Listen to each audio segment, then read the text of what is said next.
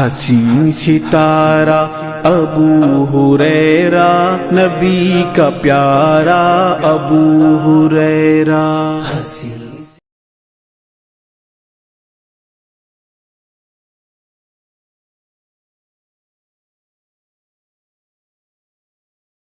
السلام علیکم ورحمۃ اللہ وبرکاتہ.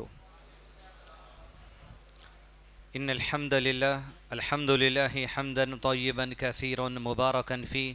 الحمد للہ عدد ما خلق والحمد للہ ملء ما خلق والحمد للہ عدد کل شیء والحمد للہ عدد ما فی السماوات وما فی الارض.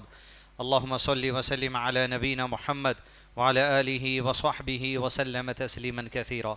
رب اشرح لی صدری ویسر لی امری واحلل عقدۃ من لسانی یفقہوا قولی. معزز سامعین اکرام، 25ویں تاخرات اور اللہ کے نبی صلی اللہ علیہ وسلم کی شریعت اور آپ صلی اللہ علیہ وسلم کو جو تعلیمات دی گئی قرآن مجید کی شکل میں، اور وحی غیر مطلوع جو حدیث کا حصہ ہے، واضح طور پر اللہ عز و جل نے نبی صلی اللہ علیہ وسلم کو تعلیمات دی ہے، اور اسی کی بنا پر آپ صلی اللہ علیہ وسلم نے ہم کو لیلۃ القدر سے متعلق مختلف باتیں سکھائی ہیں. جہاں کچھ احادیث میں آپ صلی اللہ علیہ وسلم نے لیلۃ القدر کو ایک روایت میں 27 کی طرف اشارہ ہوا ہے، دوسری روایت میں آپ صلی اللہ علیہ وسلم نے 21، 23، 25 کی طرف اشارہ کیا، تیسری روایت میں آپ صلی اللہ علیہ وسلم نے آخری عشرے کی 10 راتوں میں لیلۃ القدر کو تلاش کرنے کی طرف اشارہ کیا. اسی کے ساتھ آپ صلی اللہ علیہ وسلم نے کی زندگی اور احادیث سے 24 رمضان کے بعد والی راتوں میں لیلۃ القدر کا آنا یہ بھی جو ثابت ہے. اس طریقے سے جو رمضان کے فضائل سے متعلق احادیث ہیں ان میں جو لیلۃ القدر سے متعلق احادیث آئی ہیں مختلف آئی ہیں. تو اس سے مراد یہ ہے جس رمضان میں آپ صلی اللہ علیہ وسلم نے 21، 23، 25 کا ذکر کیا، وہ اس رمضان میں وہ 3 راتوں میں تلاش کرنا تھا. جہاں پر 27 کا ذکر ہو تو وہ اس رمضان میں 27 کے ذکر مراد ہے. جہاں پر آپ صلی اللہ علیہ وسلم نے ایک موقع پر صحابہ کرام کو خواب میں اللہ تعالیٰ نے اشارہ دیا کہ لیلۃ القدر کی نشانی ہے. صحابہ کرام اللہ کے نبی صلی اللہ علیہ وسلم کو اپنے خواب کا تذکرہ کرتے تو آپ صلی اللہ علیہ وسلم نے کہا میں دیکھ رہا ہوں تم سب کے خواب ایک جیسے ہیں جس میں لیلۃ القدر کی نشانی دکھائے گی. مطلب اس رمضان کی لیلۃ القدر کی نشانی وہ تھی. اور ایک رمضان آپ صلی اللہ علیہ وسلم کو یہ تک نشانی دکھا دی گئی کہ جب لیلۃ القدر آپ گزاریں گے اس رمضان، مطلب جس رمضان میں وہ بتائی گئی، یہ زندگی بھر کے رمضان کے لیے نہیں، اس میں آپ صلی اللہ علیہ وسلم کو بتایا گیا کہ آپ کے ماتھے پر کچھی مٹھی لگی ہوگی.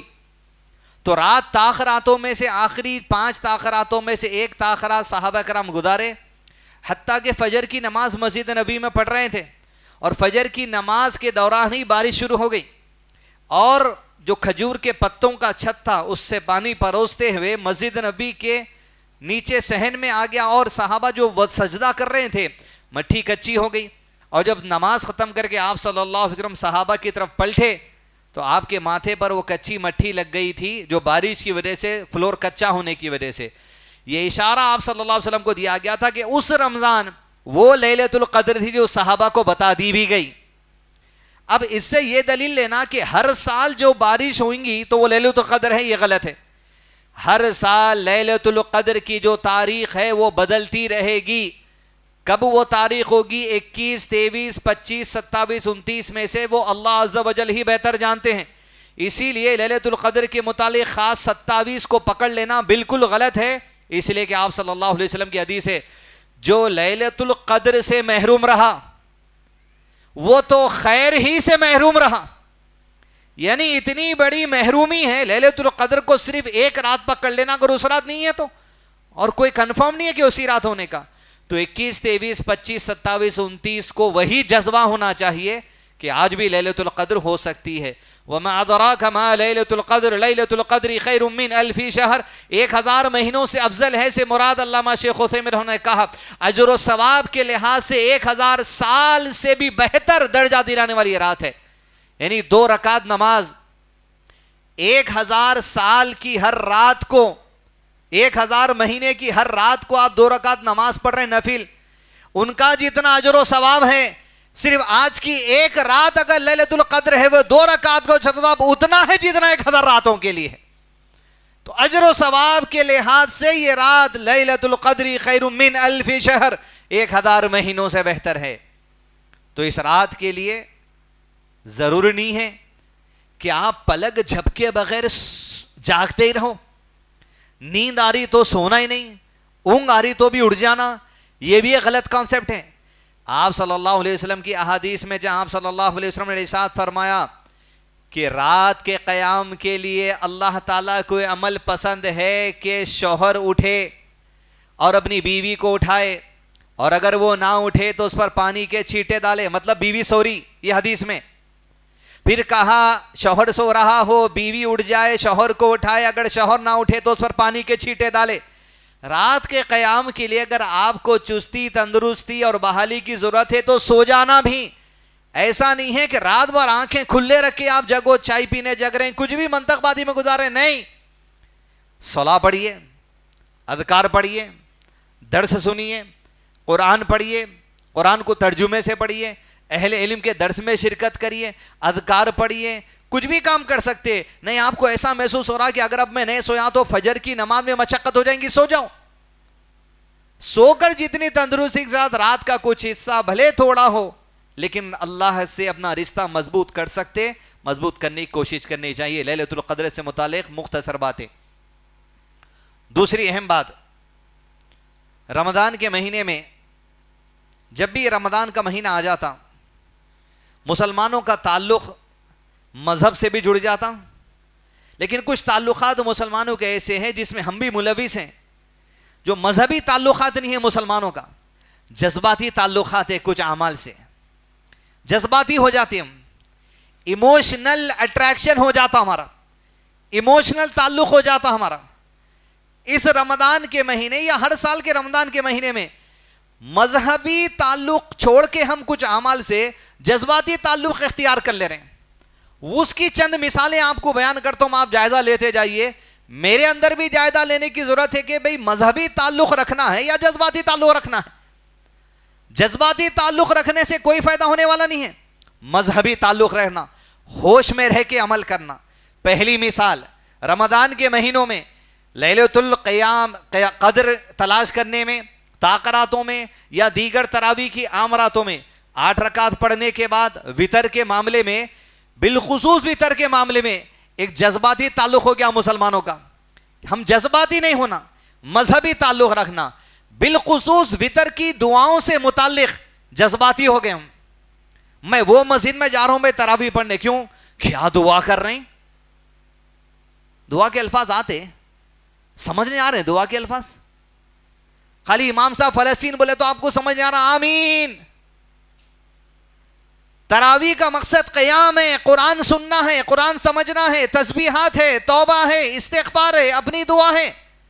لیکن جذباتی تعلق آج ہمارا یہ جڑ گیا کہ وہ امام صاحب کی دعا, بھائی کیا جذباتی ہے, بھائی کیا کرتے بھائی دعا, الفاظ کے معنی کچھ نہیں معلوم. یہ جذباتی تعلق ہے ہمارا.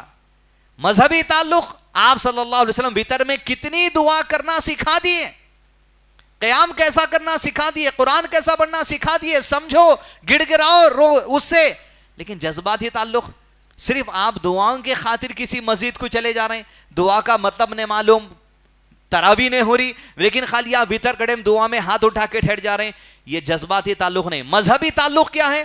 دعا کی جتنی گنجائش ہے, دعا کے الفاظوں کی جتنی گنجائش ہے وہ دیکھ کے کرنا. کیونکہ کئی ہمارے اماموں کا یہ رہا, حرم کے اماموں کی دعا یاد کر لے رہے ہیں, وہ دعائیں کرتے جا رہے ہیں. ارے وہ ان کے الفاظ ہیں, ان کے حالات کے لیے ہیں.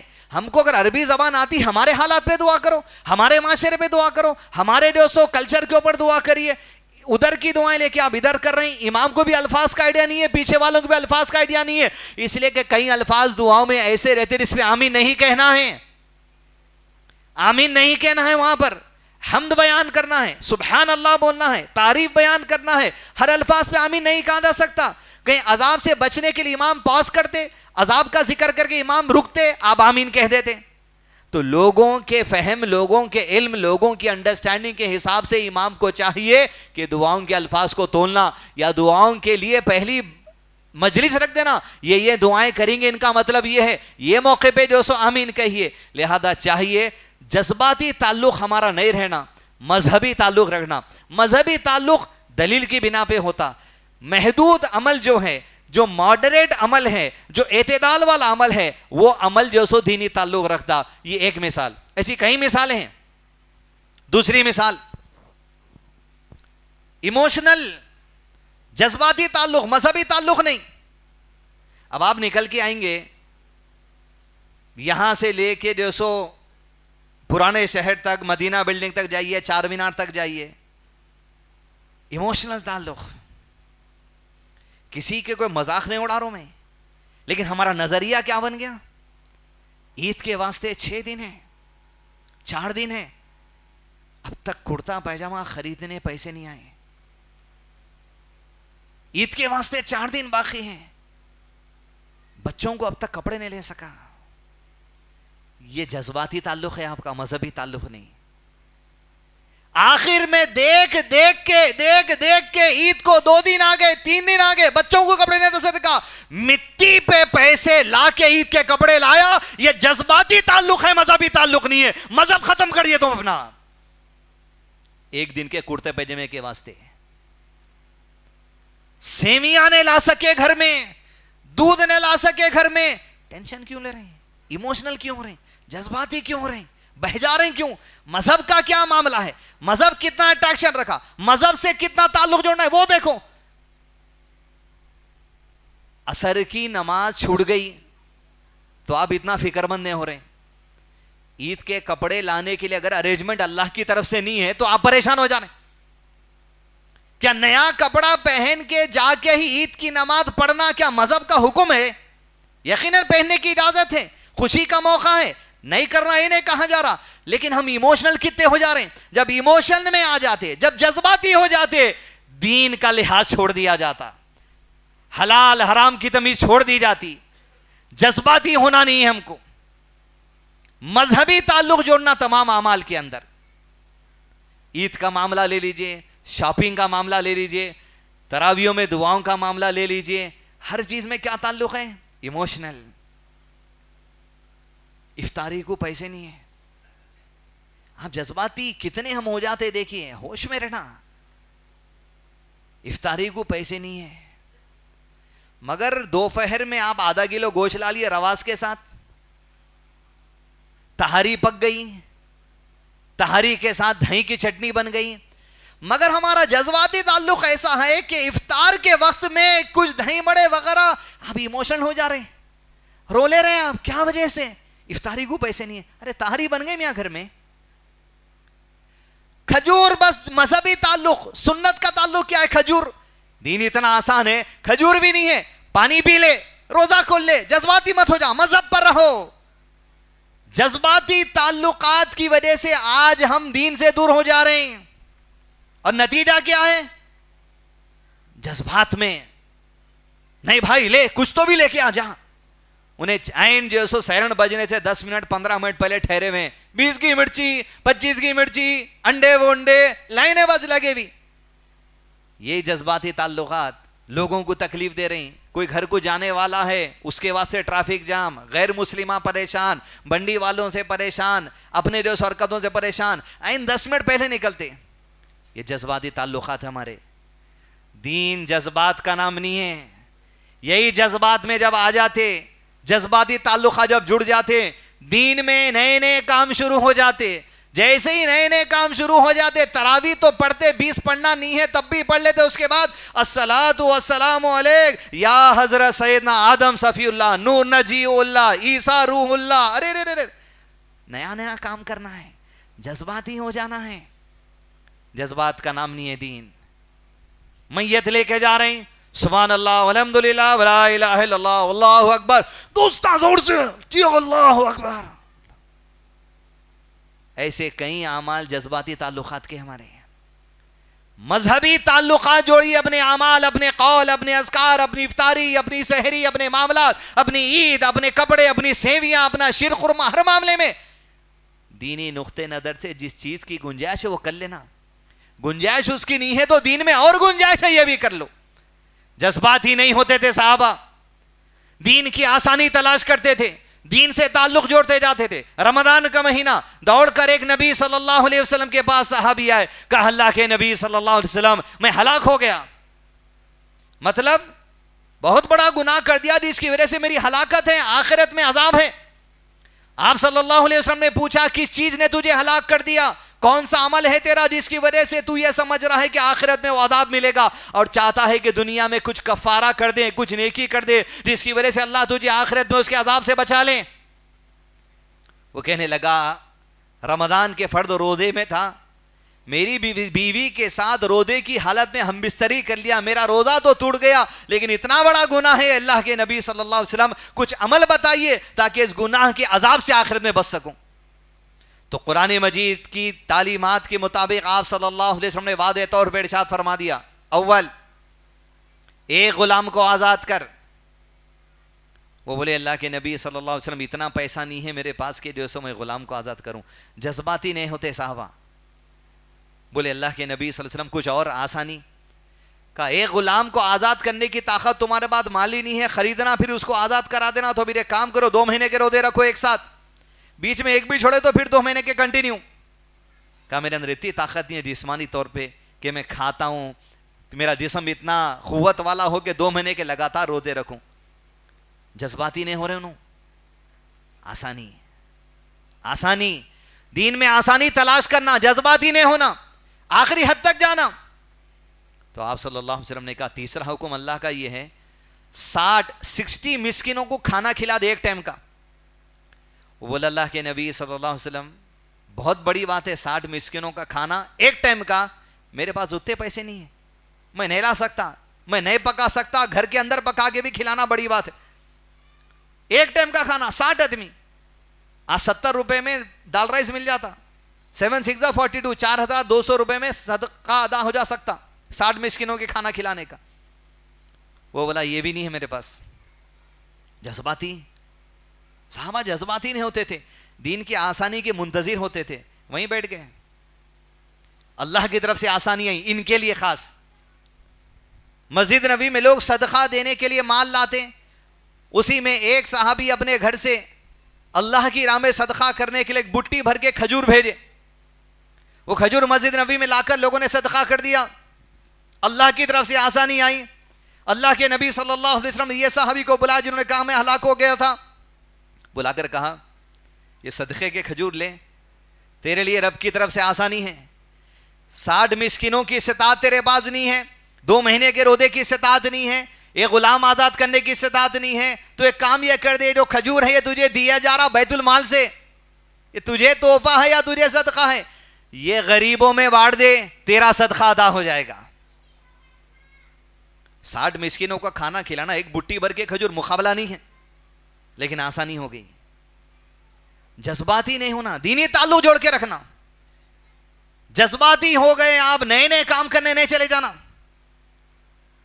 جب وہ کھجور کی بٹی لیے تو مزید دین کی آسانی میں گئے صحابہ. اللہ کے نبی صلی اللہ علیہ وسلم سے کہا اللہ کے رسول صلی اللہ علیہ وسلم یہ جو آپ بستی دیکھ رہے ہیں اپنے سامنے, یہ بستی میں جتنے گھر ہیں اس میں میرا بھی گھر ہے. اللہ کے رسول صلی اللہ علیہ وسلم یہ ساری بستی میں میرے گھر سے زیادہ غریب کسی کا گھر نہیں ہے. کیا ایسی گنجائش ہے؟ کیا دین میں یہ بھی آسانی ہے؟ کیا یہ بھی گنجائش بن سکتی کہ یہ کھجور میں غریب مسکینوں میں بانٹنے کے بجائے یہ کھجور میں میری بیوی بچوں کو کھلا دوں تو کیا ہمارا صدقہ ادا ہوتا؟ آپ صلی اللہ علیہ وسلم جب اس کی بات سنے, راوی حدیث سننے والے صحابی نوٹ کر رہے ہیں, جب آپ صلی اللہ علیہ وسلم اس شخص کی یہ بات سنے تو کہتے ہیں راوی حدیث آپ صلی اللہ علیہ وسلم مسکرا دیے, ایسے مسکرائے کہ دانت نظر آ گئے. کہا تیرے لیے آسانی ہے رب کی طرف سے, یہ کھجور تو تیرے بیوی بچے کھا لے, تیرا صدقہ اور کفارہ ادا ہو جائے گا. یہ وابستگی جوڑنا, جذباتی نہیں ہونا, ایموشنل نہیں ہونا, نئے نئے کام نہیں کرنا, بدعتی کام نہیں کرنا, رونے پلانے کے کام, حرام کاری کے کام, سود لینے کے کام, خالی سیمیوں کے واسطے, شیرخمے کے واسطے, افطاری کے دھائیں بڑوں کے واسطے, مرچیوں کے واسطے, 200 400 500 600 کے کرتے پیجے میں خریدنے کے واسطے, گھر میں ہے سو چیزوں کا نہیں رہتا, میرے پاس نہیں ہے. جذباتی, کنٹرول. آج یہی مزاج بن گیا مسلمانوں کا. بالخصوص حیدرآباد کے اپنے لوگوں کا کیا ہے؟ ایموشنل تعلق. سب سے زیادہ ایموشن جذباتی تعلق شادیوں میں. غریب بچے کی شادی ایموشنل جذباتی ہو جا رہے ہیں, رخے لے کے مانگ رہے ہیں. انا تو چلے گئے, شادی بیاہ کی اسکیم کب تک رہتی کی شادی مبارک کی؟ مہینوں کو لائنوں میں ٹھہرا دیے, 1.25 لاکھ لے کے آؤ, 1.5 لاکھ لے کے آؤ. غریب بچی کی شادی کرنا کیا ہے؟ 600 آدمی کے کھانے کا انتظام کرتا ہے. غریب بچی کی شادی ہے. آپ دیکھیے کتنے جذباتی ہو گئے. دینی تعلق ہے نہیں ویسا کرنا, مگر آپ کے جذبات ہیں, آپ کی خواہش ہے. آپ کی خواہش, آپ کی جذبات پریشانی بنا کے دنیا میں پیش کر رہے ہیں. بہت پرفیکشن ہے. اپنے جذبات, اپنی پریشانی, اپنی خواہش کو مصیبت بنا کے پیش کرنا دنیا کے سامنے. اللہ کے پاس تو جواب دینا ہے نا. اللہ تعالیٰ جس چیز کی ذمہ داری نہیں ڈالے, مکلف نہیں رکھے, دین میں پابندی نہیں رکھے, وہ آپ ڈال رہے ہیں اپنے اوپر. یہی تو ہے انسان کی پریشانیاں خود اس کے ہاتھ کی کمائی ہے. تمہارے فیصلے, تمہارے جذبات, تمہارے ایموشنز, تمہارا دین کو غلط سمجھنا, تمہارے کلچر, تمہارے حالات, تمہارا خاندانی رسم و رواج, جس کی وجہ سے آج تم پریشان ہو رہے ہیں. جذباتی مت ہو جائیے, ایموشن میں مت آ جائیے, دین سے تعلق رکھو. ارے بھائی دین میں کتنی گنجائش ہے, اتنا کرو. جذباتی ہو گئے, لمبی لمبی نماز چڑھ رہی.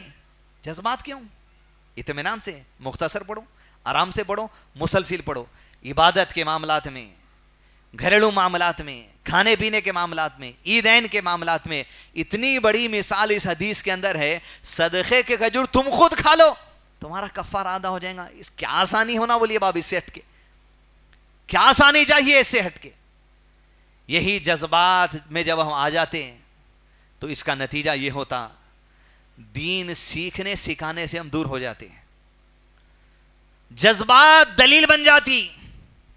جب جذبات آپ کے لیے دلیل بن جاتی, جذبات کو آپ سچ مان لیتے, دنیا آپ کو جانتی ہندوستانیوں کا ذہن فلمی ہے, ایموشنل ہے, جذباتی ہے. ہر چیز میں آپ کو جذباتی معاملات کے ذریعے آپ کے دین کو آپ سے دور کر دینے کی کوشش کرتی دنیا. اب نیا کیا چل رہا؟ اللہ یقیناً پر رحم فرمائے. فلسطین کے معاملے میں آپ جذبات,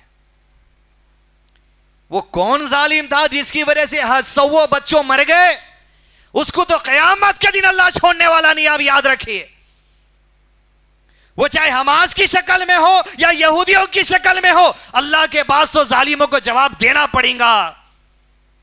یہ معصوم بچوں کی لاشوں کے ڈھیر لگانے والے, یہ مسلم عورتوں کی لاشوں کے ڈھیر لگانے والے, یہ نوجوان بچوں کی لاشوں کے ڈھیر لگانے والے, یاد رکھو اللہ کے پاس جو سو ضرور حساب دینا ہے.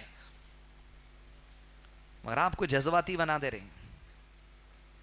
ٹولی چوکی پہ لگا ایک لنگر, فلسطین کا جھنڈا لگا کے فلسطین کے لیے ڈونیشن. اب کیا حقیقت ہے ہم نہیں جانتے, لیکن جذباتی مت ہوئی آپ. ملکوں کے گاڑیاں ٹھہرے ہوئے مصر کے اندر انٹری نہیں مل رہی, آپ کو یہاں جذباتی بنایا جا رہا. یہاں کے حالات کے ذمہ دار ہیں آپ. یہاں کے حالات کو آپ درستگی کریے, عقائد کی درستگی, عبادات کی درستگی, معاملات کی درستگی, بستیوں میں اچھائی, معاشرے میں اچھائی, سوسائٹی میں اچھائی, یہاں کی فکر کرو آپ. وہاں کی فکر کرنے کے لیے وہاں کے ذمہ دار ہیں, لیکن یقیناً ہمارے دل میں ان کے لیے محبت رہے گی. لیکن محبت کے اوپر ہمارے جذبات غالب نہیں آ سکتے. دین کے دائرے میں رہ کر کام کاج کو کیا جائے گا. اب یہی جذباتی چیزوں کی وجہ سے آپ کو سمجھتے نہیں. اب جذبات, جب جذبات دلیل بن جاتی, جہالت کو بھی تسلیم کر لیتے آپ. فلسطین میں یہ حال ہو رہا, اب کیا کرنے معلوم نیکسٹ. اب ہونے والا یہ ہے کہ اب وہاں امریکہ سے 5 گایاں آ رہے ہیں. کتنے گایاں؟ ریڈ کاؤ, پڑھے ریڈ کاؤ کے بارے میں. امریکہ سے 5 گایاں خرید کے لا لیے, جس کے جسم پہ ایک بھی جو سو سفید بال نہیں ہے. اب یہ 5 گایوں کو فلسطین کے اندر لا کے کاٹا جانے والا ہے. اب جیسے 5 گایاں کٹ جائیں گے, مسجد اقصی کی جگہ ایک تیسری مندر بھی بنا دی جائے گی. علم نہیں رہا تو ایسے ہولے شولے باتوں میں لوگ گھما دیتے آپ کو کہ آج دنیا کے اندر اللہ کے سوا کسی اور کے نام کے جو سو جانور نہیں کاٹا جا رہا. کاٹا جا رہا. 5 گائے لانے دو, 50 گائے لانے دو, کاٹنے دو. نہیں, مندر بن جاتا, یہ مسجد اقصی کی جگہ دا ٹیمپل آف سولومن بن جاتا اور پھر دجال نکل جاتا. ارے یہی ہوتا. دلیل جب جذبات کو بنا لیتے آپ, قرآن و سنت کی دلیل چھوڑ دی جاتی. جذباتی نہیں ہونا, دین سے تعلق رکھنا. 5 گائے آ گئے, انٹرنیٹ پہ یہ چل رہا. ایلومیناٹی کے جو سو آپ یہ دیکھ لیتے ڈاکیومنٹریز جو شیعیاں بناتے, ذرا پیچھے سے بیک گراؤنڈ میوزک, یہ ادھر سے لال گائے بتا رہے ہیں, ادھر سے مسجد اقصی بتا رہے ہیں, ادھر سے فلسطین جو سو تباہ ہو گیا, بلڈنگ توڑ جو سو بتا رہے ہیں, قیامت قریب آنے والی ہے, دجال نکلنے والا ہے. یہ کیا نئی بات ہے؟ یہ اللہ کے نبی صلی اللہ علیہ وسلم پہلے ہی بتا دیے سب کچھ ہونے والا ہے. اور یہود کا تعلق گائے سے کیا ہے؟ سورۃ البقرہ نے بڑے بقرہ یعنی کاؤ, گائے. موسیٰ علیہ السلام نے کہا یہود سے, کیا کہا؟ وہ قرآن دیوں پیچھے. موسیٰ علیہ السلام نے کہا یہود سے, یہود کی جماعت, اللہ تم سے کہتا ہے, حکم دیتا ہے اس بات کا. کس بات کا حکم دیتا ہے؟ کہ اللہ کی راہ میں ایک گائے کو کاٹو. یہ کب کہا گیا تھا ان سے؟ موسیٰ علیہ السلام ہی کہے تھے.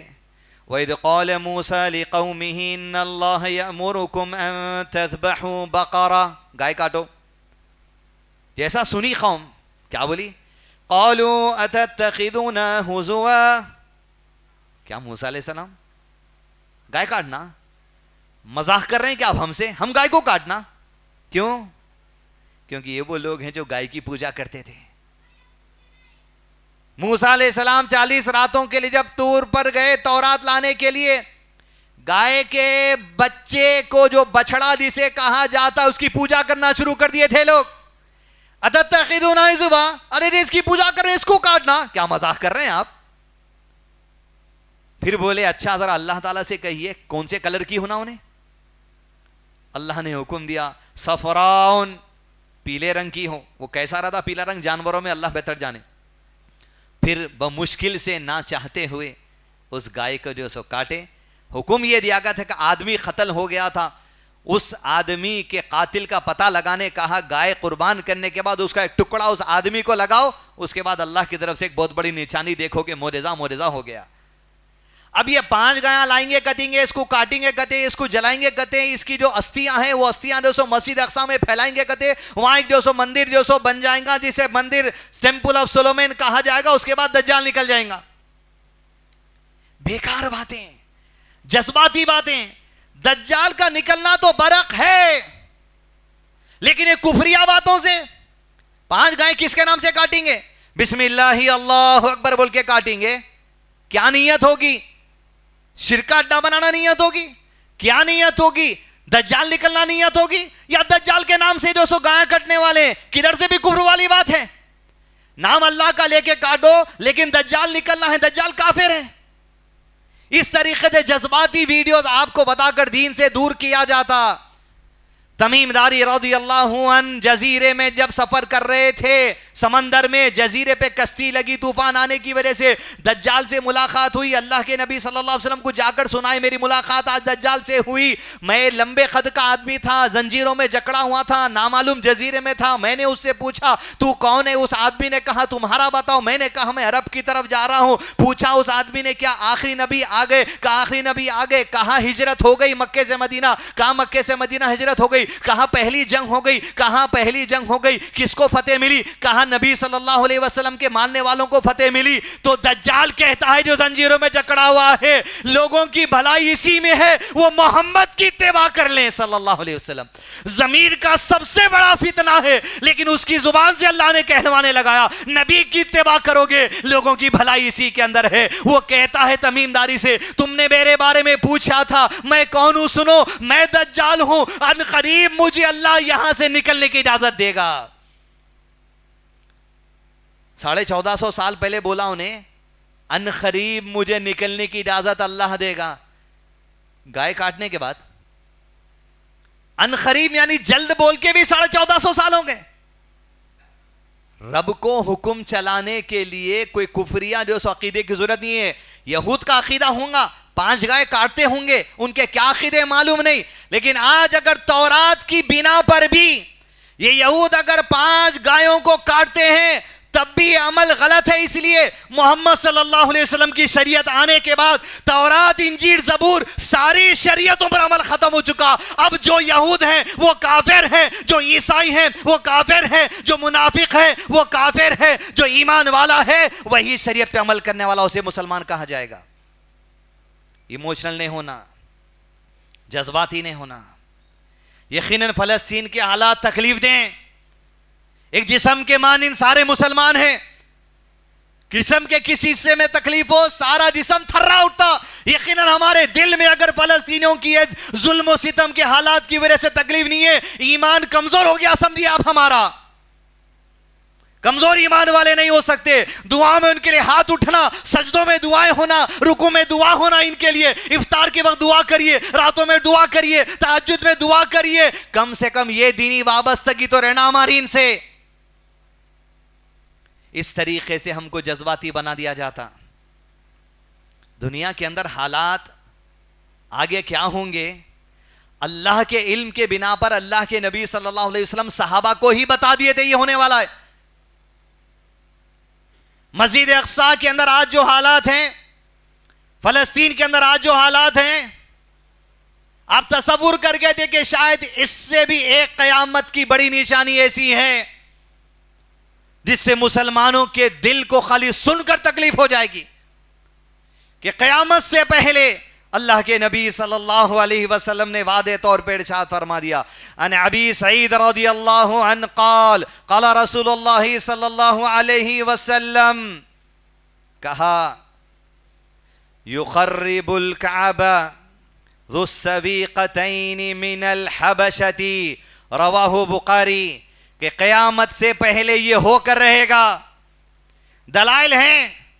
کل کے دن ایک اور ایک ویڈیو بولیں گا ایسا ہونے والا، تو ہم کو ویڈیو کی ضرورت نہیں ہے، گایوں کی ضرورت نہیں ہے، ہم کو دلیل کی ضرورت ہے. پہلے والے جیسا ایمان لائے ویسا ایمان لانا. کیا ہوگا قیامت سے پہلے؟ فرمایا آپ صلی اللہ علیہ وسلم نے 2 چھوٹی پنڈلیوں والا حبشی آدمی کعبۃ اللہ شریف کی دیواروں کو توڑ دے گا. مسجد اقصی سے بڑی عظمت مسجد حرم کعبۃ اللہ کی ہے، مسجد نبوی سے بڑی عظمت مسجد حرم کعبۃ اللہ کی ہے، لیکن قیامت سے پہلے کعبۃ اللہ کی اینٹ اینٹ کو توڑ دیا جائے گا. حبشی آدمی آئے گا، آ کر توڑ دے گا. اور حتیٰ کہ اللہ کے نبی صلی اللہ علیہ وسلم کی دوسری حدیث میں واضح طور پر بات آئی ہے، اس وقت تمہارا کیا حال ہوگا جب دین میں بگاڑ پیدا ہو جائے گا، خون بہایا جائے گا، زیب و زینت ظاہر ہوگی، عمارتیں اونچی بنائی جائیں گی، بھائیوں میں اختلاف پیدا ہو جائے گا، اور کعبۃ اللہ شریف کو آگ لگا دی جائے گی. اللہ اکبر کبیرہ. یہ دور بھی آنے والا ہے. علم ہے اللہ کا، اللہ کے علم میں باتیں پہلے سے بندے آ کر یہ کام کریں گے. کعبۃ اللہ پر پہلے بھی حملے ہوئے، حجر اسود پر پہلے بھی سبل مارا گیا، حجر اسود کے ٹکڑے ہوئے، حجر اسود کے ٹکڑوں کو چپکایا گیا.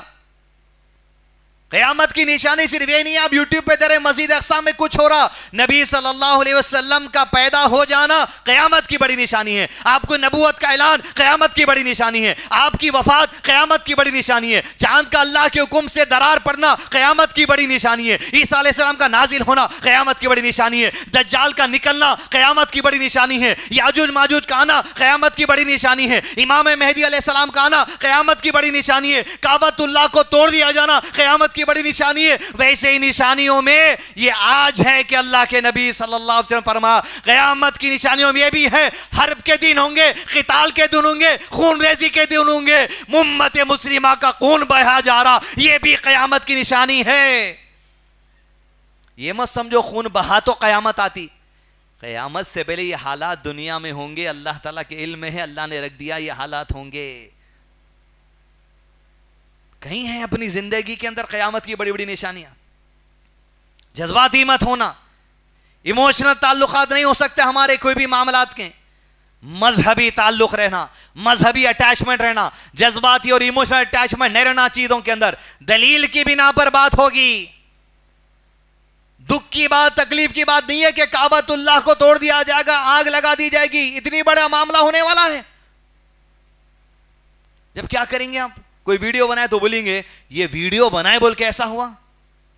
کوئی 10 گایاں لائے بول کے ایسا ہوا، یہ ہونے والا ہے.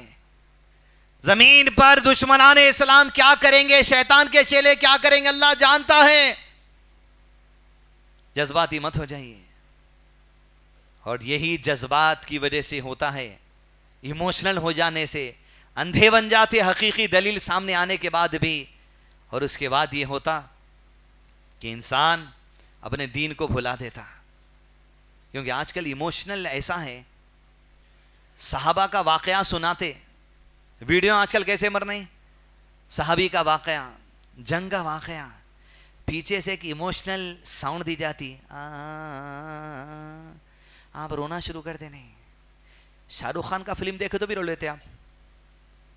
کیسا وہ کرتا ہوں، ٹرین کا شاٹ آج تک ہٹ ہے، ابھی بھی دیکھے تو رو لیتے، بھاگ کرن بھاگ، بس مغل اعظم دیکھ کے آج بھی رو لیتے لوگ. دین سیکھنے کے لیے کوئی بیک گراؤنڈ میوزک کی ضرورت نہیں ہے. صحابہ کی زندگی، نبی صلی اللہ علیہ وسلم کی زندگی سمجھنے کے لیے کوئی ایموشنل بیک گراؤنڈ میوزک کی ضرورت نہیں ہے ہم کو.